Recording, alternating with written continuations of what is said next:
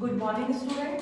आज जो आपका नया पेपर स्टार्ट करने जा रही हूँ मैं, वो है sociology of planning and development, नियोजन एवं विकास का समाजशास्त्र। इस पेपर को पढ़ने से पहले कुछ बहुत जर्नल सी बातें, ऐसी बातें कि हमें वास्तव में, जैसे हम कहते हैं ना, हम बहुत विस्तार से शुरू कर देते हैं, लेकिन उसके पीछे के मुख्य कारक क्या है वो हमें पता ही नहीं रहते। क्या प्लानिंग है, नियोजन किसे कहते हैं, planning, what is planning, development Bharat के संदर्भ में क्या मायने रखता है। सबसे पहले मैं नियोजन, जो ये शब्द है, इंग्लिश में इसको बोलते हैं प्लानिंग, इसके बारे में आपसे एक छोटा सा उदाहरण के माध्यम से आप लोगों को समझाऊंगी। देखो, प्लानिंग या योजना आपने आज से पहले कहां सुना है? घर में किसी भी चीज की प्लानिंग करना, जैसे कि पिकनिक की प्लानिंग। अच्छा, बहुत वेरी गुड। और एग्जाम की, हाँ, प्लानिंग, ठीक है। और सब बताओ मुझे पूरे प्लानिंग शब्द, योजना शब्द आप लोगों ने कहाँ सुना है? किसी प्रोजेक्ट में काम कर रहे हैं, किसी प्रोजेक्ट में यदि हम काम कर रहे हैं, देखिए, किसी कार्य को करने से पहले उसकी पूर्व नियोजित योजना बनाना, उसकी रूपरेखा, ड्राफ्टिंग जिसे कहते हैं, उसे बना देना। फॉर एग्जाम्पल, आपके घर में एक शादी विवाह का उत्सव है, ठीक है, शादी विवाह का उत्सव है। अगर आपके पास एक अच्छी प्लानिंग नहीं है तो आप अपनी शादी को, जो उत्सव है, उसको ना तो अच्छे से ऑर्गेनाइज कर पाएंगे, या किन्हीं चीजों में, कहते हैं ना, फूफा जी का मुंह फूल गया, बुआ जी नाराज हो गई, अरे लड़के वाले नाराज हो गए, लड़की के ससुर नाराज हो गए। क्यों? ऐसा क्यों? क्या हम उन्हें खुश नहीं कर सकते? हाँ, कर सकते हैं। किस लिए? एक अच्छी सी योजना, एक अच्छी सी प्लानिंग बनाकर। कैसे? जैसे कि किसी भी कार्य, हमने कोई कार्य नहीं किया होता है, तो इसको एक छोटे से जगह और मोड़ूंगी। आप कहीं किसी स्थान पर, किसी तीर्थ स्थान पर, किसी पर्यटक स्थल पर कभी आज तक गए नहीं हैं, ठीक है, और आप जाना चाहते हैं कहाँ? केदारनाथ। केदारनाथ को लेते हैं आज हम यहाँ। केदारनाथ गए हैं आप लोग? नहीं, ठीक है, आप केदारनाथ गए ही नहीं हैं और आपको केदारनाथ जाना है। आपने योजना बनाई है, आगामी रविवार को, आगे आने वाले संडे को मुझे केदारनाथ जाना है। अब मुझे तो पता नहीं केदारनाथ कैसे जाए, किधर से जाए, क्या करें। हमने बैग में कपड़े भरे, बैग टांगा और चल दिए घर से केदारनाथ जाने के लिए, ठीक है। फिर आपने बस पकड़ी, आप नजीबाबाद पहुंचे, तो कहेंगे आप तो उल्टा रास्ता आ गए हैं, आपको इधर नहीं आना था, आपको पौड़ी साइड जाना था, आप गलत आ गए हैं। हमने सोचा हम ट्रेन में बैठ जाएंगे और केदारनाथ पहुंच जाएंगे, पर ऐसा नहीं है। हमें जानकारी नहीं थी, जानकारी के अभाव में हम एक तो गलत चले गए, फिर गिरते पड़ते, फिर पौड़ी पहुंचे, पौड़ी से बुक ट्रैकर पकड़ा, बस पकड़ी, गुप्तकाशी पहुंचे, जैसे तैसे आप केदारनाथ के लिए पैदल 14 किलोमीटर की यात्राएं निकल पड़े। अब जब निकले तो आपने देखा, घोड़ा खच्चर कर लेता हूँ, बहुत थक गया हूँ, भैया कितने पैसे हैं? कि 5000। अरे मैं तो 1000 रुपये लेके चला हूँ, पैसे कम बढ़ गए। एटीएम तो यहाँ चलते ही नहीं है, एटीएम है ही नहीं यहाँ पर, मुझसे गलती हो गई, ठीक है। थोड़ी दूर गए, आपको ठंड लगने लगी, हमारे यहाँ तो पसीने बह रहे थे, यहाँ पे तो बहुत ठंडा है, कपड़े मैं लाना ही भूल गया, मैं लाया ही नहीं। इतनी देर में थोड़ी दूर और चले, बारिश हो गई, ना छतरी ना रेनकोट, कुछ नहीं, बुखार आ गया, दवा भी नहीं है। अब तो बस ये नौबत आ गई, भगवान मेरे घर मुझे किसी तरीके से वापस पहुंचा दे। लैक ऑफ प्लानिंग है ना, ओवर कॉन्फिडेंस हो जाना, कोई योजना ना बनाना, प्लानिंग ना करना।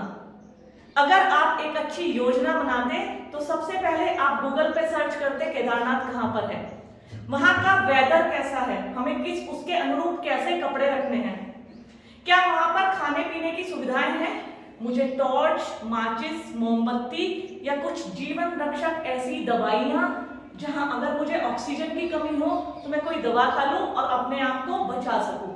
कहने का मतलब एक अच्छी योजना, एक अच्छी प्लानिंग से आप अपने सफर को बहुत अच्छा बना सकते हैं। हम बात कर रहे थे शादी की। फूफा जी नाराज थे, बुआ गुस्सा हो गई थी, लड़के वाले नाराज हो गए थे। यदि हम प्लानिंग पहले से ही कर लें कि छोटे बजट में हम सबको कैसे खुश कर सकते हैं, कैसे हम छोटी छोटी बातों से लड़के वालों को भी बना सकते हैं, फूफा जी को भी ठंडा स्प्राइट की बोतल पिला के कूल कर सकते हैं, चल कर सकते हैं। इसी तरह के बुआ जी एक अच्छी सी साड़ी बुआ को लाके दे दी, बुआ जी खुश।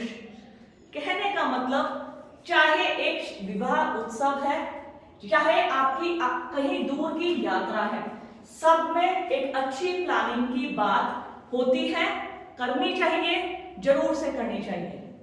लेकिन आज हम अपने सोशियोलॉजी में, समाजशास्त्र में जिस प्लानिंग की बात करने जा रहे हैं, जिस प्लानिंग को पढ़ने जा रहे हैं, उसका संबंध है हमारे भारत सरकार से। कि हमारी भारत सरकार जो है, स्वतंत्रता से लेकर अब तक उन्होंने हमारे क्षेत्र में, विकास के क्षेत्र में निर्बल और असक्षम वर्गों के कल्याण के लिए क्या क्या योजनाएं बनाई।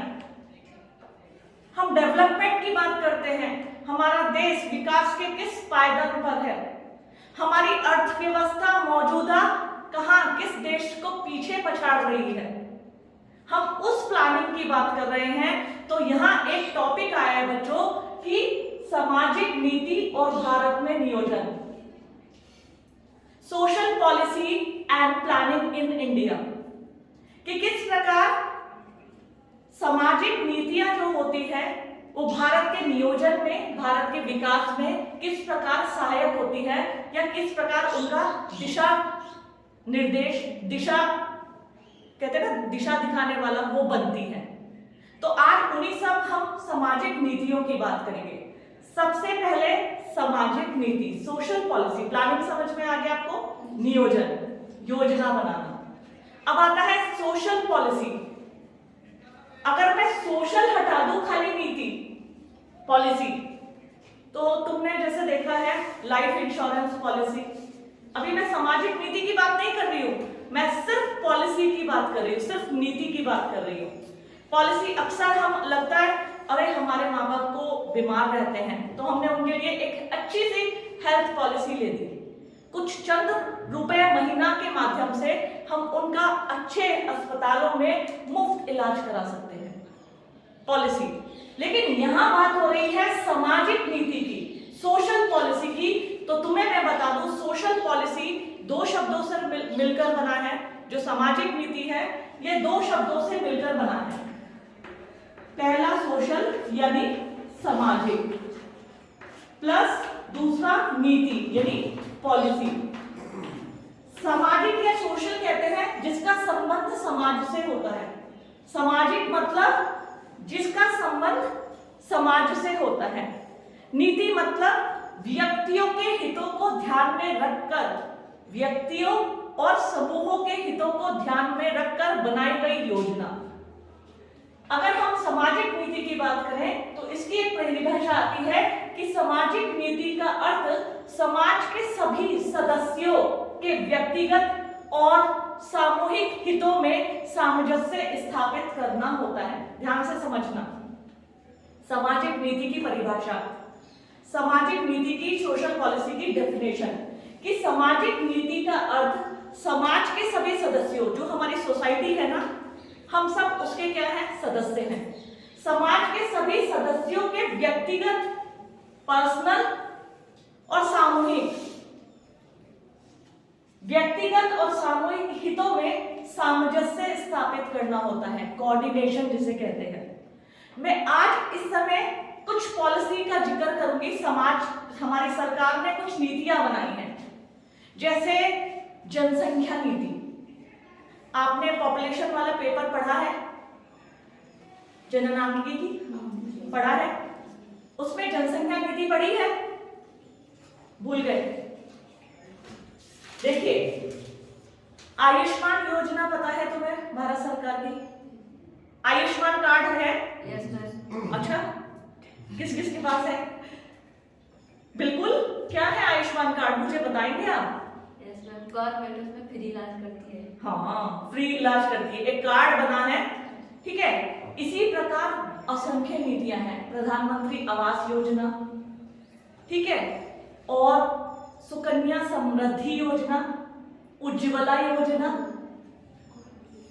हाँ बताओ, गौरा देवी कन्या धन योजना, बिल्कुल सही जा रहे हो आप लोग। ये सरकार ने क्यों बनाई है?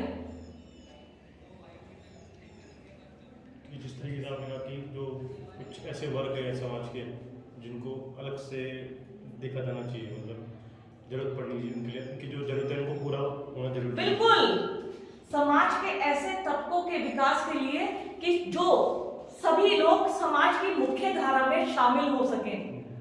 ऐसा न रहे समाज का कुछ वर्ग वंचित रह जाए खाने से, कुछ वंचित रह जाए इलाज से, कुछ वंचित रह जाए कपड़े से, आवास से, कोई भी वर्ग वंचित ना रहे। इसलिए हमारी सरकार की, सभी सरकारों की ये योजना रहती है कि हम अपने समाज के सभी सदस्यों के व्यक्तिगत और सामूहिक हितों के बीच सामंजस्य स्थापित करें। मैंने अभी अभी परिभाषा बताई है आपको सामाजिक नीति की, कि सामाजिक नीति का अर्थ समाज के सभी सदस्यों के व्यक्तिगत और सामूहिक हितों के बीच सामंजस्य स्थापित करना है। कि सामाजिक नीति जो है समाज के सभी सदस्यों के व्यक्तिगत, जो हमारे पर्सनल भी होते हैं, हम बीमार पड़ गए या हमें घर की जरूरत है, हमें रोजगार की जरूरत है, या हमें अच्छी शिक्षा चाहिए, वो भी कम दाम में, कम पैसों में, तो उस सब की, और सामूहिक हित जो समूह के द्वारा होते हैं, विभिन्न जातियों के लिए, धर्मों के लिए, समाज के नीचे तबकों के लिए, कुछ ऐसे वर्ग, ऐसे समूह जो वंचित रह जाते हैं, उनके हितों के बीच सामंजस्य स्थापित किया जाता है। उसे कहते हैं सोशल पॉलिसी, सामाजिक नीति या सामाजिक नीतियां। आया समझ में? सामाजिक नीति किसे कहते हैं? जो समाज से संबंधित सरकार के द्वारा विभिन्न वर्गों के हितों के लिए बनाई जाती हैं, उसे हम कहते हैं सामाजिक नीतियां। समझ में आया? अब आता है कुछ सामाजिक नीतियां की विशेषताएं, main characteristics of social policy. सामाजिक नीतियों की कुछ विशेषताएं होती हैं, जैसे फर्स्ट है, ये सरकारी नीति है जो समाज कल्याण को मुख्य लक्ष्य मानती है। आपको बिल्कुल क्लियर हो गया होगा, ये सरकारी नीतियां होती है। मैं इस समय सामाजिक नीति की बात कर रही हूँ, नीति की नहीं बात कर रही हूँ। अगर मैं नीति की बात करती तो वह सरकारी नहीं होती, क्योंकि मैं सोशल पॉलिसी की बात करती हूँ, तो हमारे समाज के कल्याण के लिए सिर्फ सरकार ध्यान रखती है, सरकार योजनाएं बनाती है, सरकार नीतियां बनाती है। तो ये क्या होती है? यह सरकारी नीति है जो समाज कल्याण को मुख्य लक्ष्य मानती है।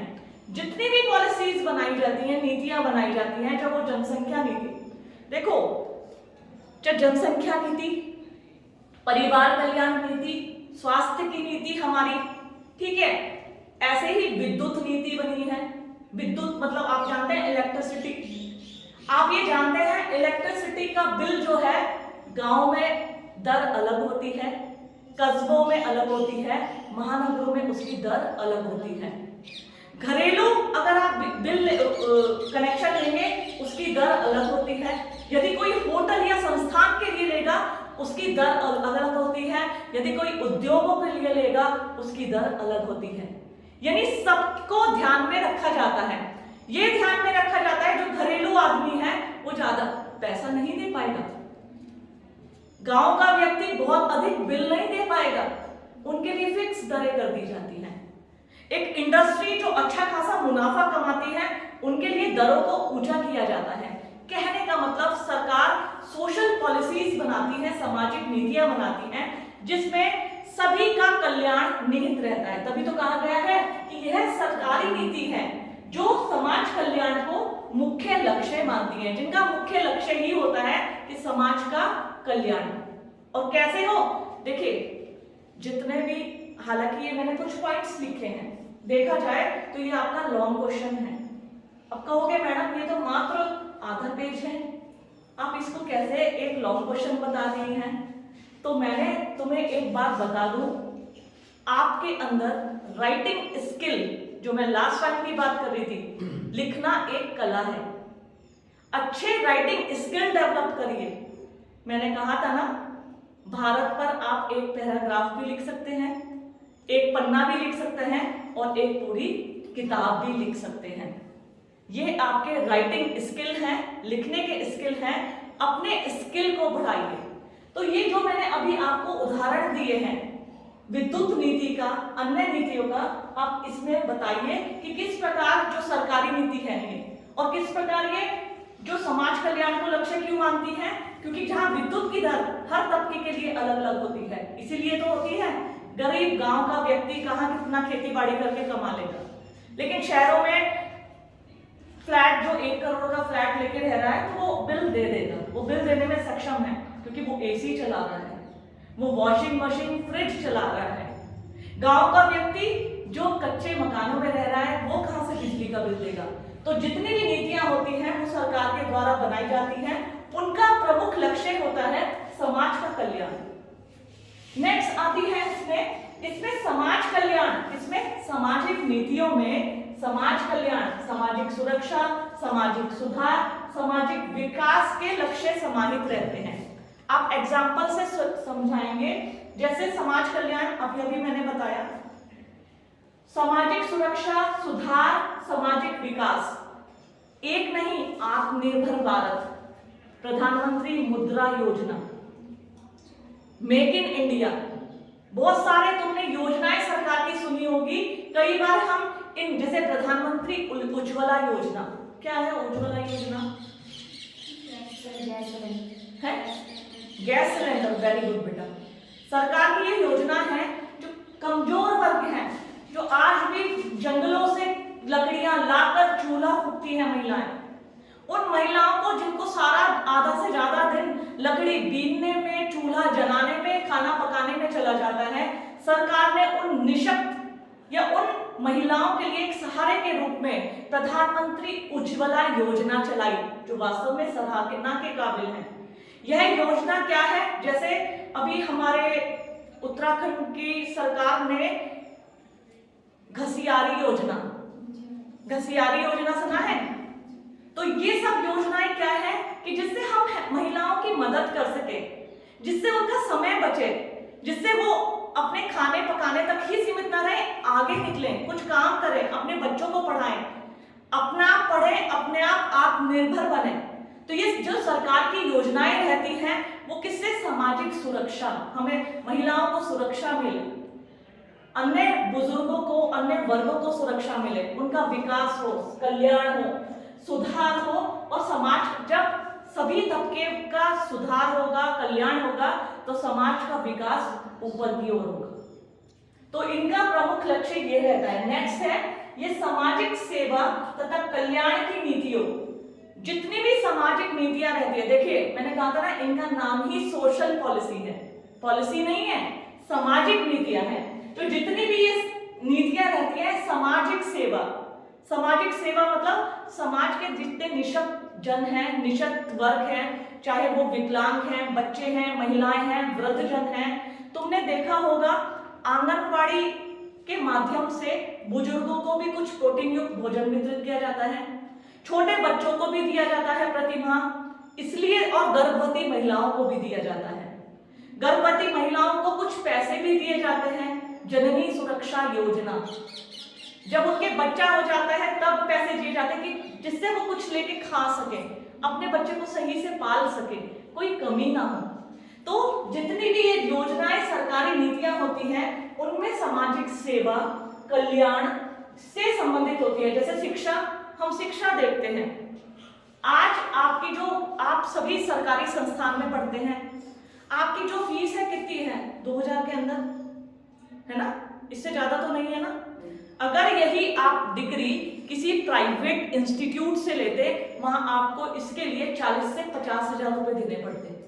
जो आप एमए, पोस्ट ग्रेजुएशन की डिग्री इस इंस्टीट्यूट से मात्र 2000 रुपए में ले रहे हैं, वो किसके तहत ले रहे हैं? सरकारी नीतियों के तहत, सामाजिक नीतियों के तहत, जिसमें सरकार ने कहा है कि सुलभ शिक्षा, 6 से 14 वर्ष के बच्चों के लिए निःशुल्क और अनिवार्य शिक्षा का अधिकार, शिक्षा का अधिकार आपने सभी ने सुना होगा।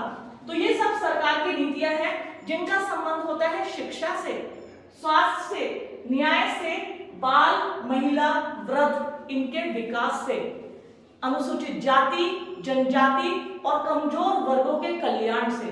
तो जो सामाजिक नीतियां बनाई जाती हैं, ये सामाजिक सेवा और कल्याण की भावना इनमें निहित रहती है। और इनमें किन किन क्षेत्रों को ध्यान में रखा जाता है?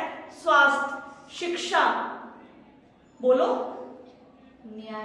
न्याय से, महिला, निशक्त जनों के, कमजोर वर्गों के कल्याण से।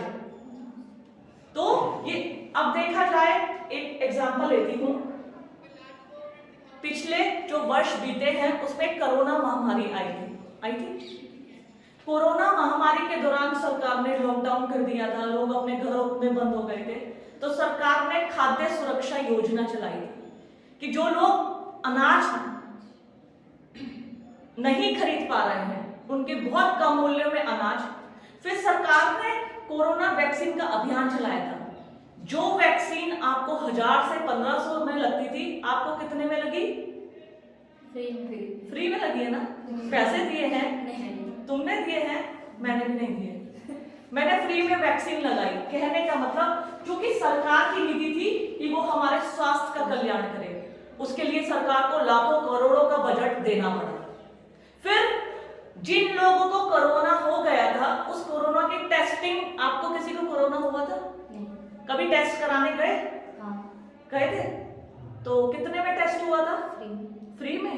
ये भी फ्री में, क्योंकि ये हमारी सामाजिक नीतियों में था, हमारी पॉलिसी में था। सरकार की किसके तहत? कि यह सामाजिक सेवा तथा कल्याण की नीतियां समाहित होती हैं, चाहे शिक्षा, स्वास्थ्य, न्याय।